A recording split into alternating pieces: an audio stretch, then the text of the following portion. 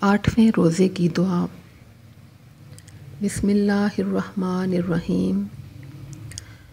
اللہم ارزقنی فیہ رحمت الایتام و اطعام الطعام و افشاء السلام و صحبت الکرام بطولک یا ملجأ العاملین۔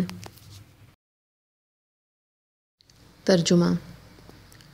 اے اللہ، مجھے اس ماہ میں یتیموں کے ساتھ مہربانی کی اور کھانا کھلانے اور سلام کرنے اور صاحب کردار لوگوں کی صحبت اختیار کرنے کی توفیق عطا فرما۔